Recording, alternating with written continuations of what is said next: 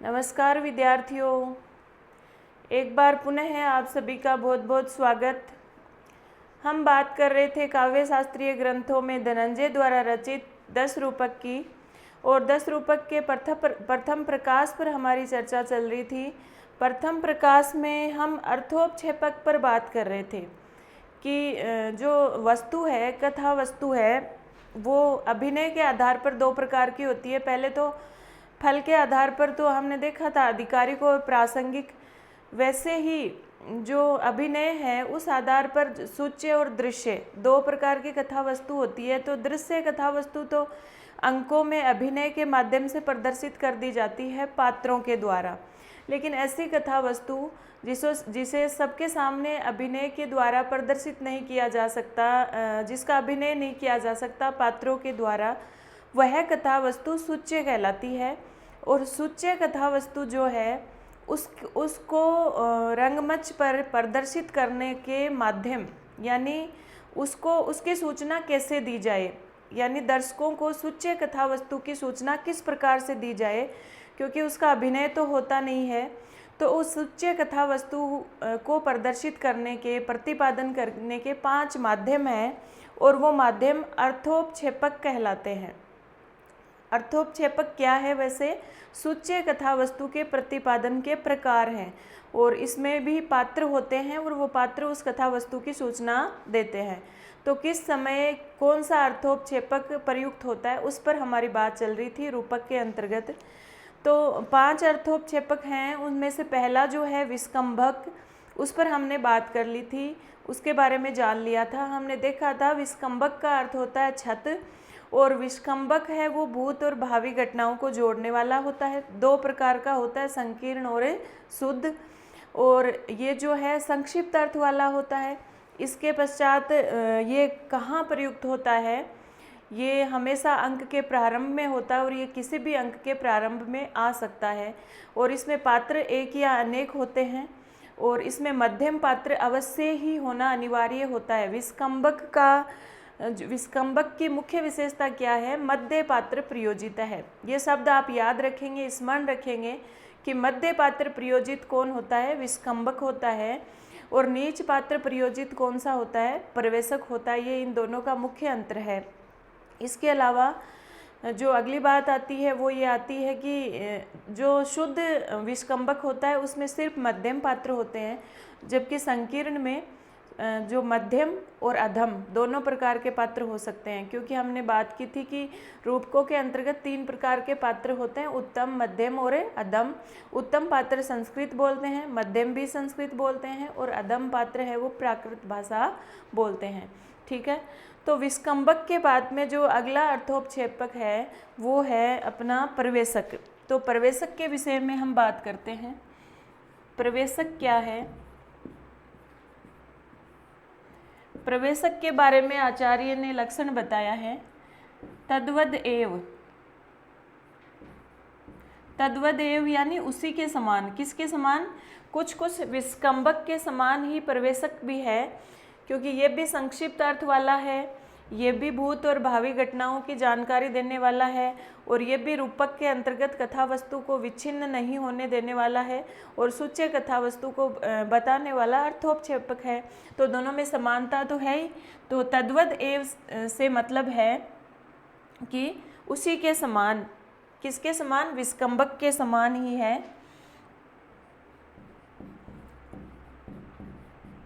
तद्वद एव अनुदातुक्त्या, और सबसे प्रमुख बात नीच पात्र प्रयोजित है। इसमें किस प्रकार के पात्र होते हैं? अधम पात्र होते हैं। कोई भी मध्यम पात्र या उत्तम पात्र इसमें नहीं होता प्रवेशक में। तो नीच पात्र प्रयोजित है। प्रवेशो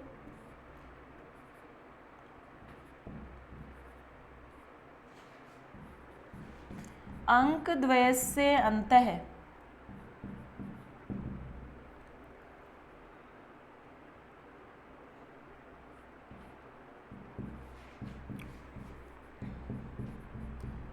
शेष अर्थस्य उपसूचक है।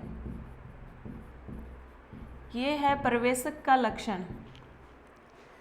देखिए क्या कहते हैं आचार्य, तद्वद एव अनुदात उक्तया, उसी के समान होता है, तद्वद एव उस विस्कंबक के समान ही होता है। तो समान होने से समानता क्या है कि एक तो ये भी भूत और भावी जो घटनाएं हैं रूपक के अंतर्गत उसकी जानकारी देता है। दूसरी बात ये तो हो गई समानता, संक्षिप्त अर्थ वाला भी होता है, विच्छिन्न नहीं होने देता, ये भी बात हो गई समानता की।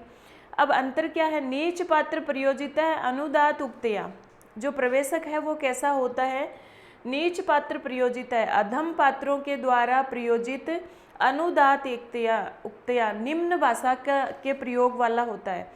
यानी इसमें जो भी पात्र होते हैं वो कैसे होते हैं, अधम होते हैं, और अधम पात्र है वो निम्न भाषा का प्रयोग करते हैं, यानी प्राकृत भाषा का प्रयोग करते हैं। इसमें कोई भी मध्यम पात्र या उत्तम पात्र नहीं होता। अंक द्वयस्य अंत है, 2 अंकों के मध्य में आने वाला होता है। यानी प्रवेशक का प्रयोग वैसे तो किसी भी अंक के प्रारंभ में होता है, लेकिन इसके पीछे भी कोई अंक होना चाहिए और आगे भी कोई अंक होना चाहिए, ठीक है। विस्कंबक भी किसी भी अंक के प्रारंभ में आता है, प्रवेशक भी किसी भी अंक के प्रारंभ में आता है, लेकिन विस्कंबक क्या है, सारे अंकों के प्रारंभ में आ सकता है, यानी वो प्रथम अंक के प्रारंभ में भी प्रस्तावना के पश्चात आ जाता है। लेकिन प्रवेशक है वो प्रथम अंक में नहीं आ सकता। क्यों नहीं आ सकता, क्योंकि इसके लिए शर्त है कि अंक द्वयस्य अंत है, 2 अंकों के मध्य में आता है, और प्रथम अंक में आ जाएगा तो 2 अंकों के मध्य आने वाली बात रही नहीं, तो ये प्रथम अंक में नहीं आ सकता। ये इनका मुख्य अंतर हो गया। और ये कैसा होता है, शेष अर्थ से उपसूचक है। ये तो समानता वाली बात है कि शेष अर्थ की सूचना देने वाला, यानी शेष कथा वस्तु की सूचना देने वाला। कौन सी कथा वस्तु की, ऐसी कथा वस्तु जो अभिनय के बाद में शेष रह गई हो, पात्रों के द्वारा अभिनय नहीं किया जा सकता हो, ऐसी कथा वस्तु की सूचना देने वाला क्या कहलाता है, अपना प्रवेशक कहलाता है। वापस देखिए, तद्वद एव उसी के समान होता है, यानी विस्कंबक के समान होता है, भूत और भावी घटनाओं की जानकारी देने वाला। नीच पात्र प्रयोजित है अनुदात उक्तया, निम्न पात्र अधम पात्रों के द्वारा प्रयुक्त, अनुदात उक्तया अधम भाषा निम्न भाषा के प्रयोग से युक्त होता है। और अंक द्वयस्य अंत है, 2 अंकों के बीच में आता है हमेशा। वैसे प्रवेशक और विस्कंबक दोनों ही अंक के प्रारंभ में आते हैं, लेकिन प्रवेशक के पहले भी कोई अंक होना चाहिए, पीछे भी कोई अंक होना चाहिए। तो ये 2 अंकों के बीच में आता है। और शेष अर्थ से उपसूचक है, शेष अर्थ का सूचक होता है, यानी अभिनय के बाद में जो शेष अर्थ रह गया उसकी सूचना देने वाला होता है। तो प्रवेशक और विस्कंबक के मध्य जो मुख्य अंतर और समानता है वो देखिए, जैसे ये तो हो गया अपना विस्कंबक और ये हो गया प्रवेशक, ठीक है। विस्कंबक जो है वो कैसा होगा,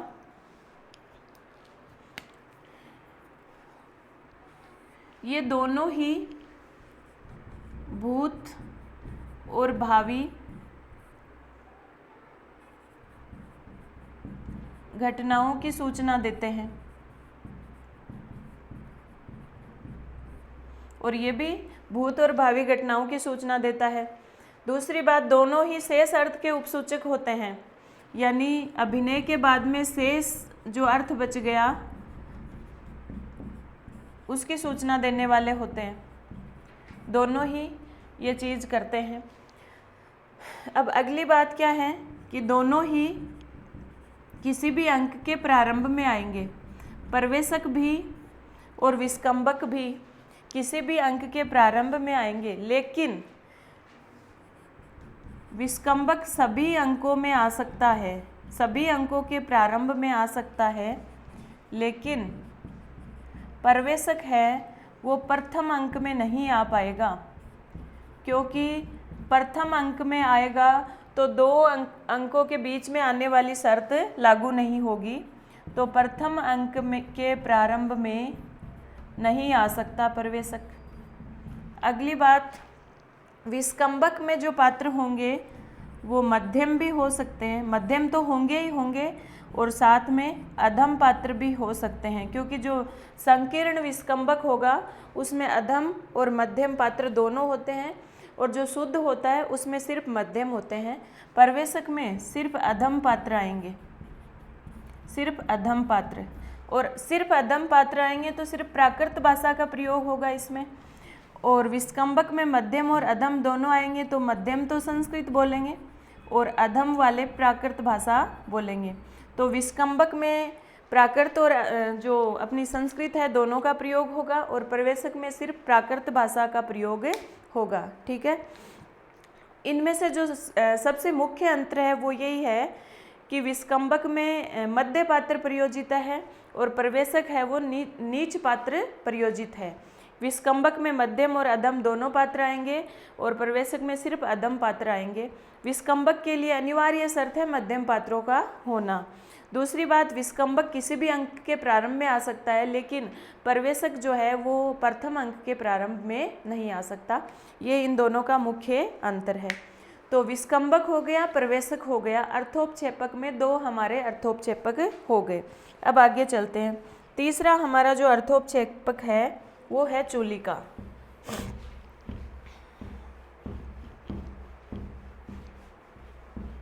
एक नंबर पे विस्कंबक, 2 पे प्रवेशक और तीसरा है चूलिका। चूलिका क्या है? ऐसी घटनाओं की सूचना जिसमें सामने आकर के कोई भी पात्र सूचना नहीं देता है, पर्दे के पीछे से जो भी नेपथ्य है वहाँ से जो आवाज़ सुनाई देती है, नेपथ्य में से पर्दे के पीछे से जो आवाज़ मतलब पीछे से कोई पात्र किसी घटना की सूचना देता है, तो वो स्थिति, वो अर्थोपक्षेपक कौन सा कहलाता है? चूलिका कहलाता है। ऐसी कोई घटना जिसका अभिनय नहीं किया जा सकता और सिर्फ सूचना दी जा रही है, और वो सूचना भी कोई सामने आकर नहीं दे रहा है, पर्दे के पीछे से सुनाई दे रही है, तो वो स्थिति, वो अर्थोपक्षेपक कैसा कहलाता है? चूलिका कहलाता है। देखिए,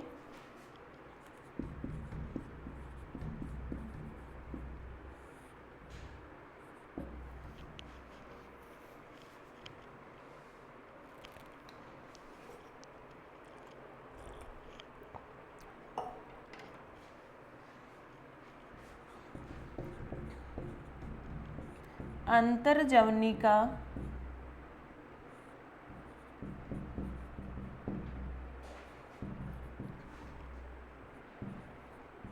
संस्थैस चूलिका अर्थस्य सूचना। अंतर्जवनिका संस्थैस चूलिका अर्थस्य सूचना। अंतर्जवनिका, जवनिका यानी पर्दा, अंतर पीछे से, अंदर से, पर्दे के पीछे से, संस्थई स्थित होकर, पर्दे के पीछे स्थित होकर, अर्थस्य सूचना, जिस कथा वस्तु की सूचना दी जाती है, जो कथा वस्तु की सूचना पर्दे के पीछे से आती है, वो क्या कहलाती है? चूलिका कहलाती है। यानी नेपथ्य से जो भी सूचना किसी पात्र के द्वारा दी जाती है, तो वो अर्थोपक्षेपक कौन सा कहलाता है? चूलिका कहलाता है। जैसे आपने देखा होगा कि जो उत्तर रामचरितम है नाटक, उसके द्वितीय अंक में जो आत्रेयी और वासंती हैं वन देवता, तो वासंती के द्वारा पीछे से, पर्दे के पीछे से, वासंती दिखाई नहीं देती है और पर्दे के पीछे से आवाज़ सुनाई देती है कि तपस्विनी प्रवेश कर रही हैं। इस तरह से आत्रेय के आने की सूचना पर्दे के पीछे से दी जा रही है, तो वहाँ पर कौन सा अर्थोपक्षेपक होगा? चूलिका होगा। तो अंतर्जवनिका संस्थई चूलिका अर्थस्य सूचना। तो अंतर्जवनिका संस्थई अर्थस्य सूचना चूलिका, पर्दे के अंदर से स्थित होकर जो अर्थ की सूचना दी जाती है, जो कथा वस्तु की सूचना दी जाती है, वो कहलाती है, चूलिका कहलाती है। अब देखिए, 3 हो गए हमारे अर्थोपक्षेपक। अगला है अंकास्य। देखिए, एक तो है अंकास्य और एक होता है अंकावतार। जिस तरह से विस्कंबक और प्रवेशक दोनों ही मिलते जुलते हैं, जिस तरह से विस्कंबक और प्रवेशक दोनों ही मिलते जुलते हैं, वैसे अंकास्य और अंकावतार भी मिलते जुलते हैं। अंकास्य और अंकावतार में क्या होता है? देखो, दोनों में ही अगले अंक का अवतरण होता है। अंकास्य में भी और अंकावतार दोनों ही क्या होते हैं? किसी भी अंक के अंत में आते हैं। प्रवेशक और विस्कंबक तो क्या आते हैं? किसी भी अंक के प्रारंभ में होते हैं, लेकिन अंकास्य और अंकावतार दोनों ही किसी भी अंक के अंत में आएंगे निश्चित रूप से। लेकिन दोनों के अंदर अंतर क्या है? अंकास्य जो होता है वो क्या होता है कि किसी अंक के अंत में अगले अंक की कथा वस्तु की सूचना दी जाती है। अंकावतार में भी किसी भी अंक के अंत में अगले अंक की कथा की सूचना दी जाती है। लेकिन अंकास्य में तो क्या है कि जो अंक अभी चल रहा है, मान लो षष्टम अंक चल रहा है और सप्तम की सूचना दी जा रही है, तो षष्टम जो छठा अंक है उसमें उसकी कथा वस्तु को छिन्न विच्छिन्न करके, यानी उस कथा वस्तु को काट करके उस कथा वस्तु से अलग कथा वस्तु की सूचना दी जाती है अगले अंक के लिए। यानी उस कथा वस्तु से भिन्न कथा वस्तु, उस घटना से भिन्न घटना की जानकारी, यानी उस घटना से जो घटना अभी चल रही है उससे भिन्न घटना की सूचना अगले अंक के लिए दी जाती है। और अंकावतार में क्या होता है कि जो अंक चल रहा है उसमें जो घटना चल रही है उसको विच्छिन्न नहीं किया जाता, उसी से संबंधित, उसी से जुड़ी हुई अगली घटना की जानकारी दी जाती है कि अगले अंक में ये चीज़ होने वाली है और वो उसी से संबंधित भी होती है। इतना सा अंतर है दोनों में। अंकास्य में कथा वस्तु को काट दिया जाता है, कथा वस्तु को विच्छिन्न कर दिया जाता है, और अंकावतार में कथा वस्तु भिन्न नहीं होती, उसी अंक से, उसी कथा वस्तु से जुड़ी हुई रहती है। दोनों में यही अंतर है, बाकी दोनों ही किसी भी अंक के अंत में आएंगे।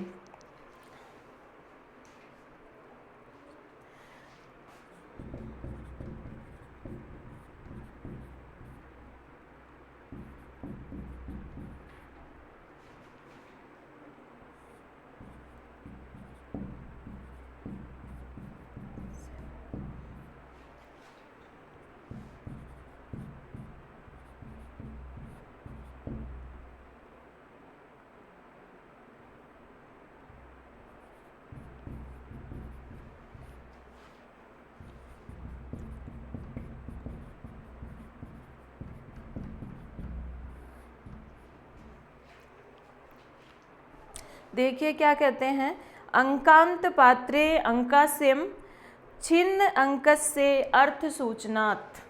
वैसे यहाँ इसको जोड़ भी सकते हैं, ए और ए आ हो जाते हैं तो छिन्न अंकस्या अर्थ सूचनात्, मैंने अलग अलग करके लिख दिया है। तो अंकांत पात्रे, अंक के अंत में आने वाले पात्रों के द्वारा, किसी भी अंक के अंत में आने वाले पात्रों के द्वारा छिन्न अंकस्य अर्थ सूचनात्। छिन्न मतलब अलग, यानी वो जो घटना चल रही है उस घटना से अलग, छिन्न अंकस्य यानी उससे भिन्न अंक के अर्थ सूचनात्, उससे भिन्न अंक की कथा वस्तु की सूचना के द्वारा अंकास्य होता है। यानी वो स्थिति जिसमें अंक के अंत में आने वाले पात्र जो कथा वस्तु चल रही है उससे भिन्न कथा वस्तु अगले अंक के लिए हमें सूचित करते हैं, वो स्थिति अंकास्य होती है। तो अंकांत पात्रे, अंक के अंत में आने वाले पात्रों के द्वारा छिन्न अंकस्य अर्थ सूचनात्, अलग यानी उससे भिन्न विच्छिन्न अंक की कथा वस्तु की सूचना देना ही अंकास्य होता है। और अंकावतार में क्या होता है, अगले अंक का अवतार तो होता है लेकिन अविभागतः। देखो ये एक तो छिन्न, इसमें तो छिन्न शब्द आपको याद रखना है, और अंकावतार को ऐसे याद रखो कि अगले अंक का अवतरण हो जाता है उस कथा वस्तु के चलते चलते ही, यानी कथा वस्तु विच्छिन्न नहीं होती। तो इसमें तो छिन्न नाम आएगा और उसमें अंकावतार में अविच्छिन्न अविभागतः, यानी उसमें अलग नहीं होती, कथा वस्तु जुड़ी हुई ही रहती है। तो देखिए अंकावतार है,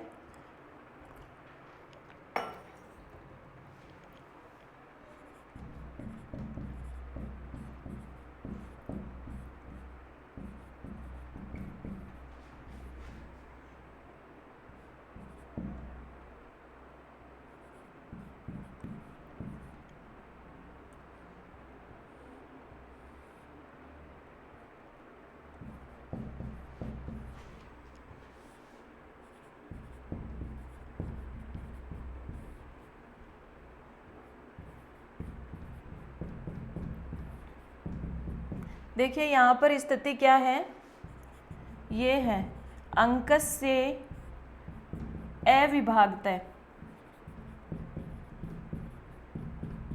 विभागता मत कर देना, इतना सा माइनर सा फर्क होता है और प्रश्न गलत हो जाता है। अंकस से विभागता है या अंकस से अविभागता है, तो ये a प्लस a हो गया और वो प्रश्न में आपको दे देगा अंक का अवतार क्या होता है, अंकस से विभागता है, यानी अंक का विभक्त हो जाना, कथा का विभक्त हो जाना अंकावतार है। लेकिन अंकावतार में कथा विच्छिन्न नहीं होती, विभाग नहीं होता, कथा जुड़ी हुई रहती है, इसलिए यहाँ पर अविभागतः आएगा। तो अविभागतः याद रखना, यहाँ पे जो मुख्य बात है वो अविभागतः है, यानी कथा वस्तु विच्छिन्न नहीं होती अंकावतार में। तो विभागतः और अविभागतः है, दोनों को विशेष रूप से ध्यान रखिए, क्या आएगा, अविभागतः। फिर से कह रही हूँ, अंकावतार में कथा अविभाग रहती है, विच्छिन्न नहीं होती, पिछले अंक से जुड़ी हुई रहती है। तो अंकावतार है त्वा अंकांते पातो अंकस्य अविभागतः। तो अंकावतार क्या होता है, अंकावतार पातो, यानी अंक का अवतार होता है कब, अंकांते, त्वा अंकांते, जो पिछला अंक है उसके अंत में अंक का अवतार होता है, लेकिन अंकस्य अविभागतः है, पिछले अंक का अविभाग होते हुए, यानी पिछले अंक का जुड़ाव रहता है, पिछला अंक अविच्छिन्न रहता है, पिछला अंक विच्छिन्न नहीं होता, अलग नहीं होता, कथा वस्तु जुड़ी हुई रहती है। तो अंकांते, अंक के अंत में अंकस्य अविभागतः है, जो अंक चल रहा है वो अविभागतः है, उसकी कथा वस्तु को विभक्त किए बिना अंकावतार है पातो, अगले अंक का अवतार हो जाता है, वही क्या कहलाता है, अंकावतार कहलाता है। तो अंकास्य और अंकावतार में मुख्य अंतर क्या है, दोनों ही अंक के अंत में आएंगे, ये तो दोनों में समानता है, लेकिन अंकास्य है वो छिन्न अंकस्य अर्थ सूचनात्, यानी उस कथा वस्तु से भिन्न अर्थ के अंक की सूचना देता है, और अंकावतार अंकस्य अविभागतः है, अंकावतार है वो अंक को अविभाग करता है, यानी अंक की कथा वस्तु को अविभक्त रखता है, विभक्त नहीं रखता। तो अंकास्य में आपको छिन्न शब्द याद रखना और अंकावतार में अविभागतः याद रखना है, क्योंकि अंकास्य में कथा वस्तु विच्छिन्न हो जाती है और अंकावतार में कथा वस्तु विच्छिन्न नहीं होती। ठीक है, तो ये 5 अर्थोपक्षेपक हैं, विस्कंबक, परवेशक, चूलिका, अंकास्य और अंकावतार, और ये आपको अच्छी तरह से स्मरण हो गए होंगे, अब तक तो याद हो गए होंगे। इन सब का अंतर आपको अच्छी तरह से याद होना चाहिए, क्योंकि आजकल सिर्फ नाम ही नहीं पूछे जाते, पेपर का जिस तरह से पैटर्न होता है तो इनके भी अंदर से प्रश्न पूछे जाते हैं। परवेशक के बारे में कोई बात पूछ लेता है, विस्कंबक के बारे में बात पूछ लेता है, और इनका अंतर भी आपको अच्छे से ध्यान होना चाहिए, क्योंकि अर्थोपक्षेपक कितने हैं, 5 हैं, और इनके नाम, ये यहाँ इतने से काम नहीं चलेगा, प्रश्न बहुत गहराई से पूछे जाने लगे हैं। तो आपको अच्छी तरह से एज इट इज जो लक्षण अपनी मूल पुस्तक में दिया हुआ है वो आपको स्मरण रहना चाहिए। इसके पश्चात देखिए, वस्तु जो है, कथा वस्तु है आधिकारिक, प्रासंगिक। फिर दूसरी बात, जो अभिनय के आधार पर वस्तु है वो सूच्य और दृश्य हो गई। अब कथा वस्तु का एक प्रकार से विभाजन और भी है, जो कि नाट्य धर्म के आधार पर होता है, उसको हम अपनी अगली क्लास में देखेंगे, अध्ययन करेंगे।